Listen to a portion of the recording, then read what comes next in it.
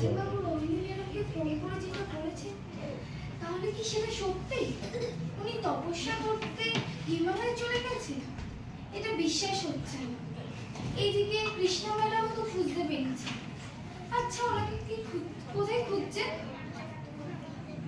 নবদ্বীপ, হ্যাঁ নবদ্বীপে মনে উনি দেশের বাড়ি। উনি মনে নবদ্বীপেই গেছেন।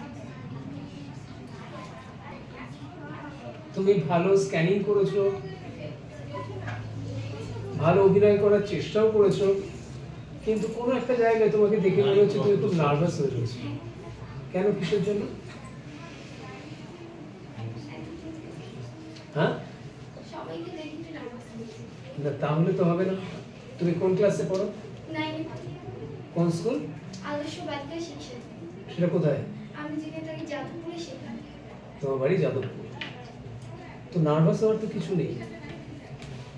এখানে মাত্র অল্প কয়েকজন রয়েছে। শুটিং এ গেছো কখনো তুমি? শুটিং এ তো প্রচুর লোক থাকে, প্রচুর কোয়ার্টিস্ট, প্রচুর টেকনিশিয়ানস। এত লোক দেখলে তখন তুমি কি করবে?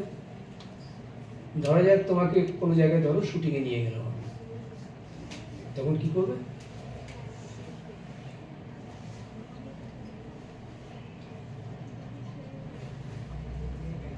তখন তো টেন্স হয়ে যাবে,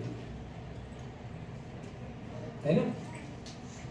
তো টেনশনের কোনো কারণ নেই, কেউ তো তোমাকে বকছে না,